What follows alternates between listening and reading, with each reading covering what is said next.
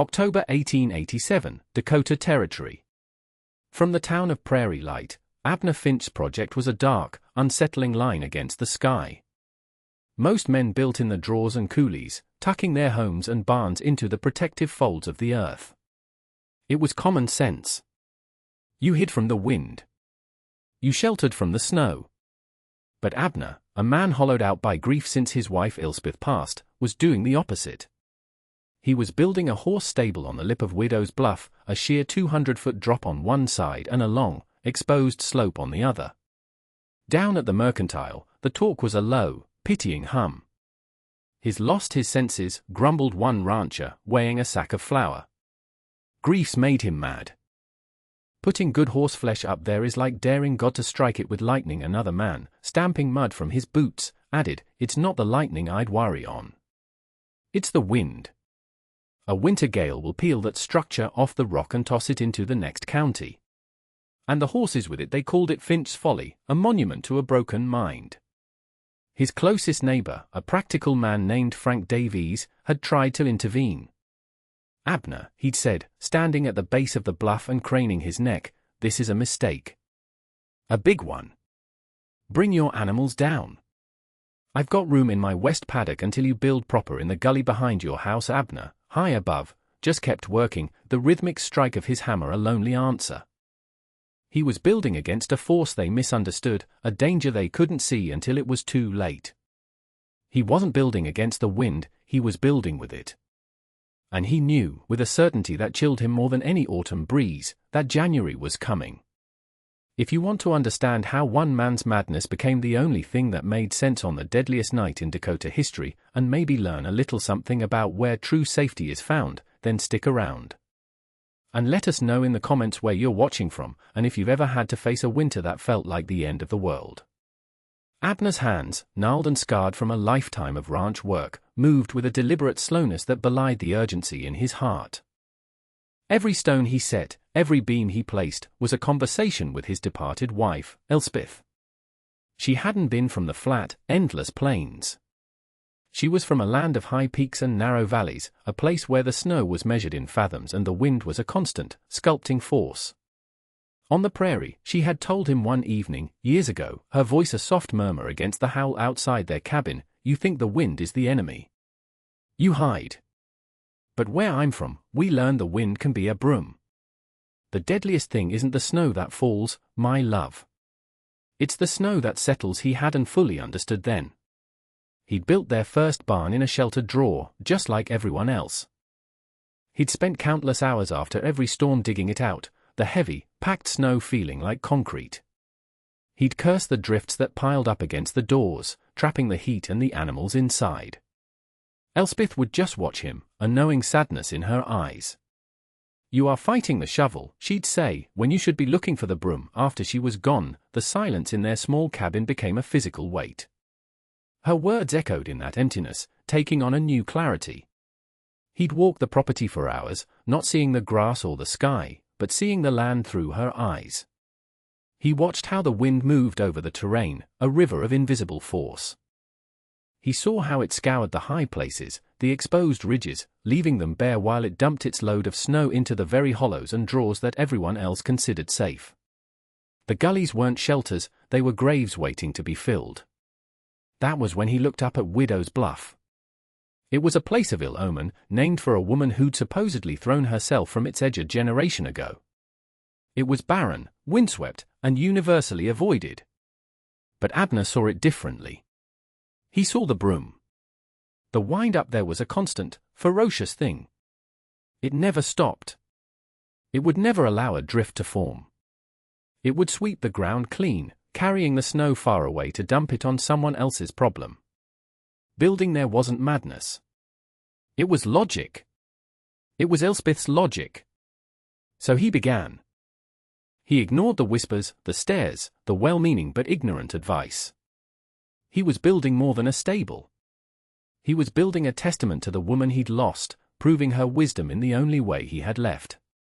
He was honoring her memory with stone and timber, on the one piece of land that understood the truth about winter. He knew they all thought he was crazy. But they were thinking about the falling snow. Abner was thinking about the drifting snow.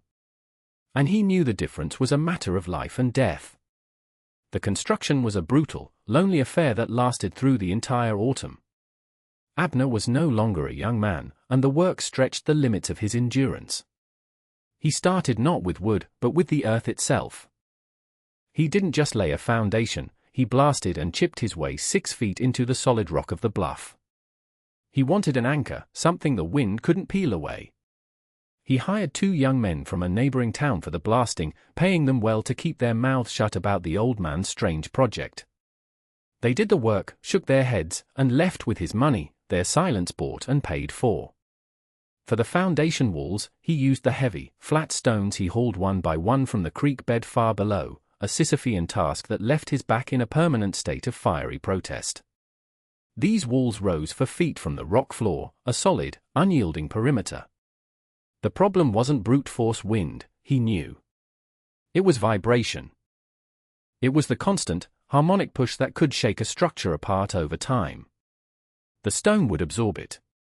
The real genius, however, was in the design, a memory of a sketch Elspeth had once drawn for him in the dirt with a stick. The stable was long and narrow, oriented precisely northwest to southeast, aligned with the prevailing winter wind. The northwest-facing wall, the one that would take the full brunt of the gales, was not flat. It was gently curved, a shape he painstakingly created with carefully selected timbers, like the prow of a ship. Never give the wind a flat surface to push against, Elspeth's voice echoed in his memory. Make it slide off. Make it go around you where the roof was a low, single pitch, slanting down and away from the wind. It was less a roof and more of a ramp, designed to offer as little resistance as possible. He covered it not with shingles that could be lifted and torn, but with thick sheets of tin, which he painstakingly overlapped and nailed down with hundreds of gasketed screws, each one an act of defiance. The single door was on the southeast side, the leeward side, completely sheltered from the storm's fury. There were no windows on the windward wall, only a few small, thick-paned openings on the sheltered side, set high up to let in light but not the cold. The structure looked less like a barn and more like a fortress, a low, grey wedge hunkered down against the sky.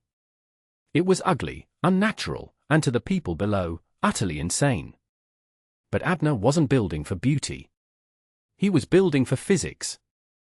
He was building for survival. He was building for a promise he'd made to a ghost. As the days grew shorter and the air sharpened with the promise of frost, the social pressure on Abner intensified. It was one thing to be eccentric, it was another to be, in the eyes of the community, willfully negligent. Frank Davies made another trip up the winding path to the bluff, this time with the town's part-time minister in tow. They found Abner fitting the heavy oak door to its iron hinges. "Abner, please," Davies began, his voice earnest. "We're here as your friends. What you're doing, it's not right. It's not safe. You have a responsibility to those animals." The minister, a young man with more piety than experience, nodded gravely. "The Lord provides us with shelter in the valleys, my son. To build so high is an act of pride, tempting fate." Abner didn't stop his work. He ran a hand over the thick doorframe, his expression unreadable. "Fate doesn't throw the snow, Reverend. The wind does. And I'd rather face the wind I can see than the drift I can't." His answer, cryptic and dismissive, only fueled the town's gossip. "He's talking in riddles now," someone reported at the Mercantile. "Prideful is the word. Thinks he knows better than God and his own neighbors." The label of Finch's folly stuck fast. Children would dare each other to run up to the bluff and touch the strange building, as if it were a haunted house. Women would watch him from their windows, shaking their heads and murmuring prayers for his lost soul. Abner bore the isolation stoically. He had lived in his own world since Elspeth died, and their scorn was just a distant noise. He began to keep a logbook, a habit she had insisted upon. In a thick, leather-bound journal, he recorded the date, the temperature at dawn and dusk, the wind direction, and its perceived strength. He made notes on the cloud formations, the behavior of the birds, the ache in his own bones. November 5th, wind from the north, steady. Sky is hard. Geese gone for a week now. The air feels thin.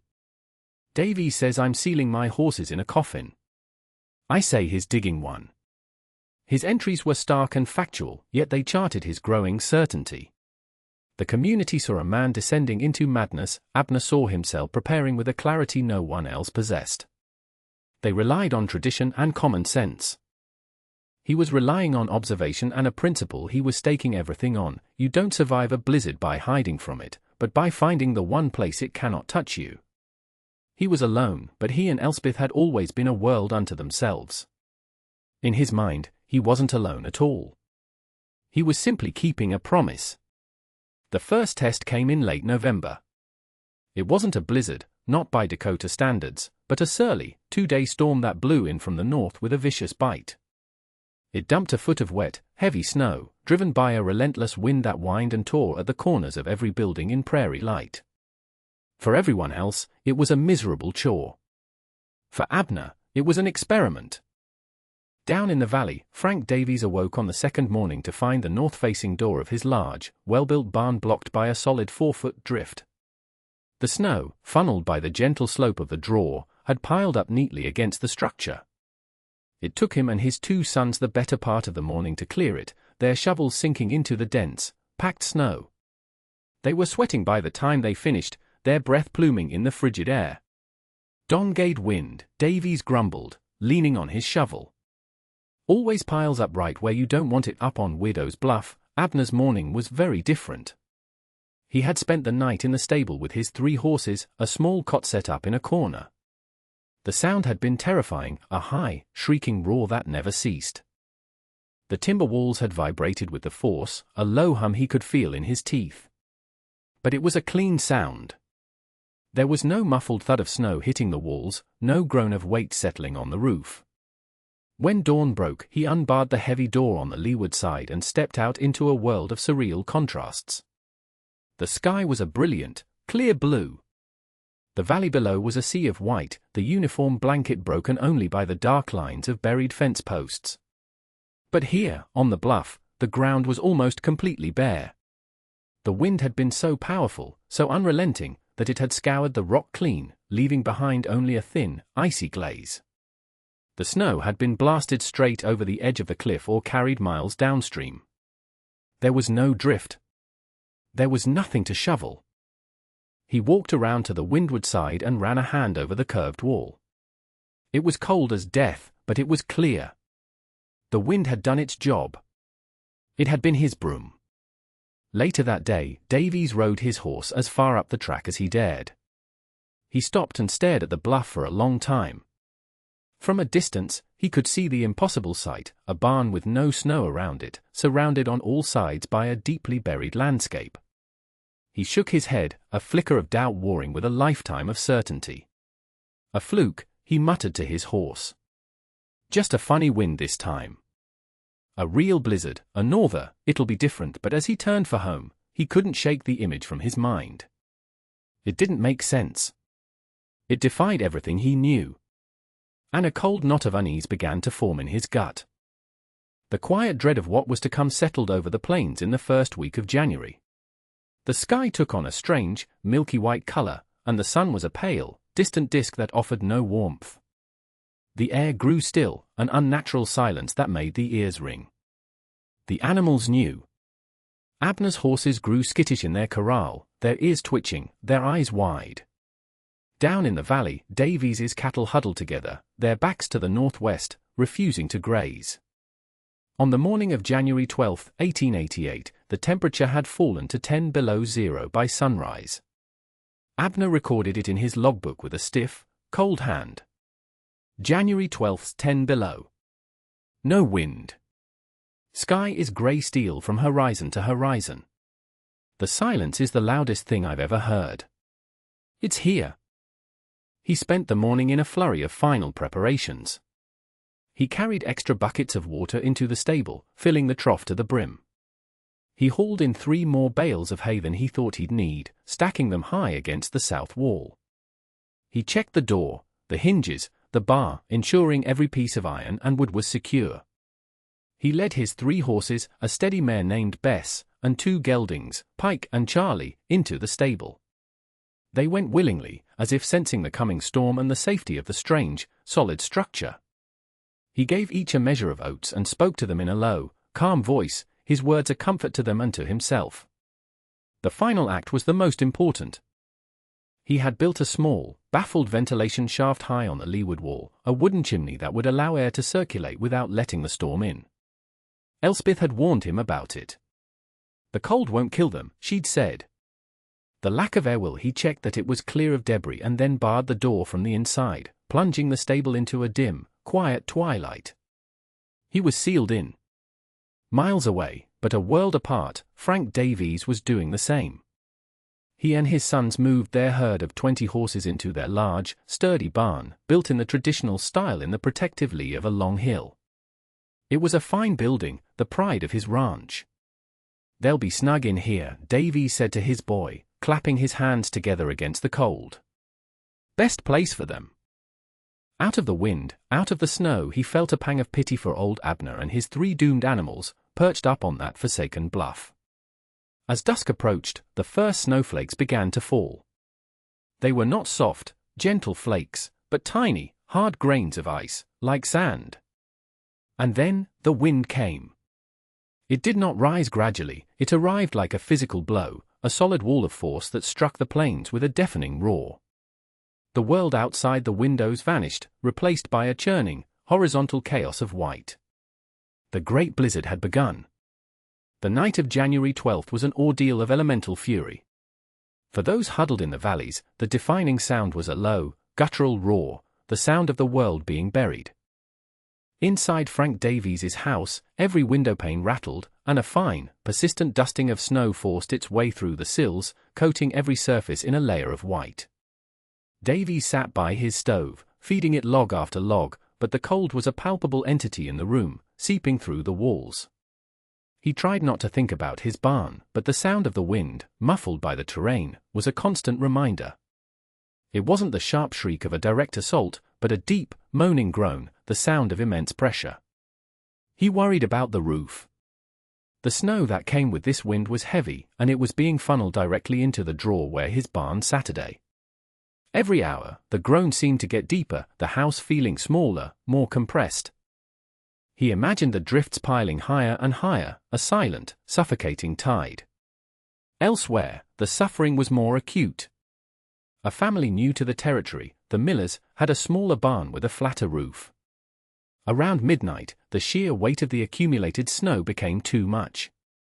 With a sound like a cannon shot, the main support beam snapped. The entire roof collapsed inward, crushing the 2 milk cows and a calf they had inside. The family, trapped in their home just 50 yards away, heard the sickening crack and the terrified bellows, a sound that would haunt them for the rest of their lives. They were helpless, unable to even open their own door against the drift that was already sealing them in. But up on Widow's Bluff, the experience was entirely different. Inside his stable, Abner listened to a symphony of pure, terrifying violence. The wind striking his curved northwest wall didn't groan, it screamed. It was a high, thin, clean shriek, the sound of a blade cutting the air. The whole structure vibrated, a constant, resonant hum that passed through the stone floor and up into his bones. There were no thuds of heavy snow, no sense of accumulating weight. There was only the relentless, scouring scream of the wind passing over and around them. His horses were nervous, shifting their weight and snorting, but they were not panicked. The air inside, thanks to the vent, remained fresh and breathable, though bitterly cold. Abner sat on his cot, wrapped in every blanket he owned, and listened. He was not without fear. He feared a single, catastrophic gust. He feared a structural failure, a weakness he had overlooked. But he did not fear being buried. He had placed his trust not in shelter, but in physics. He was a tiny, defiant island of solid matter in the heart of a hurricane of snow, and the very force that was burying his neighbors was the same force that was keeping him safe. The storm raged for 36 hours. On the morning of January 14th, the wind finally abated, and a profound, crystalline silence fell over the Dakota territory. The world was unrecognizable. It was an alien landscape of sweeping white dunes, with no trees, no fences, no roads visible. The sun rose on a scene of utter devastation and impossible beauty. Frank Davies had to climb out of a second-story window, his front door buried under 10 feet of snow. The sight that greeted him broke his heart. The gentle draw where his barn had stood was now a massive, gracefully curved drift, 20 feet deep at its peak. Only the very top of the barn's weather vane was visible, a tiny metal cockerel poking out of a vast ocean of white. He knew, with a sickening finality, that nothing inside could have survived. There was no air, no escape. His entire herd, the product of a lifetime of work, was gone. Grief and exhaustion washed over him. He slumped against the side of his house, his mind numb. And then, he looked up. Against the achingly blue sky, high on the bluff, he saw it. Finch's Folly. It was still standing. Not only was it standing, but the ground around it seemed dark. Bare. It was impossible. It had to be a trick of the light, an illusion created by his tired, grief-stricken eyes. Driven by a desperate, inexplicable need to know, he began the tortuous journey. The snow in the valley was waist-deep, sometimes chest-deep. Every step was a monumental effort. It took him nearly 2 hours to cover the half-mile to the base of the bluff. The final climb up the windswept slope was easier, the snow cover was thinner here, scoured away by the gale. As he crested the rise, he stopped, breathing hard, and stared. The reality was more shocking than the illusion. The stable stood on a platform of bare, frozen earth and rock. The wind had acted exactly as Abner had predicted. It had been a gigantic, relentless broom, sweeping the bluff clean.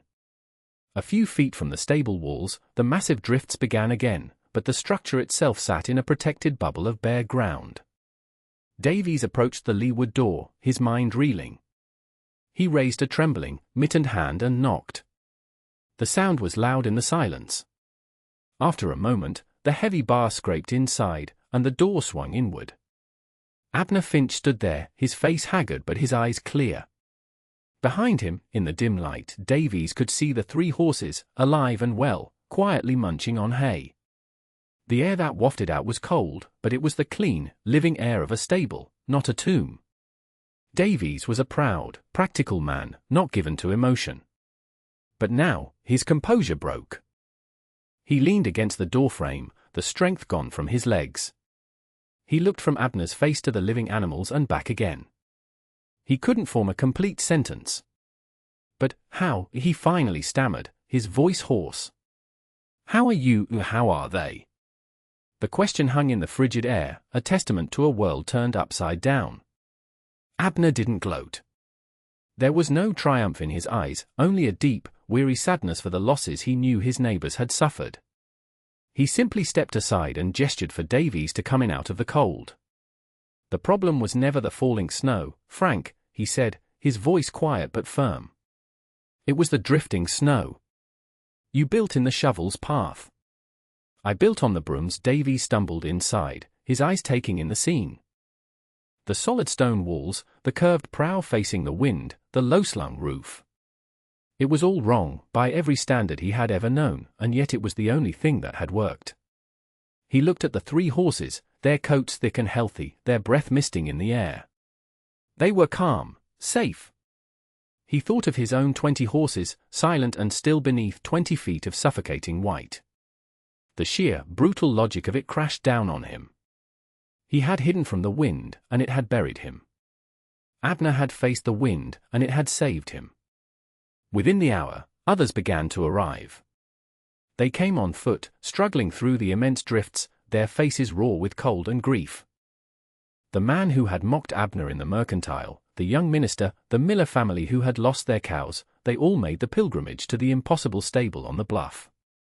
They gathered outside, a small, stunned congregation, staring at the evidence of their own folly and Abner's strange wisdom. Each had a story of loss. Barns crushed, livestock suffocated, homes nearly buried. They had all followed the rules, the common sense of the plains, and it had led them to disaster. And here stood the one man who had broken all the rules, unscathed.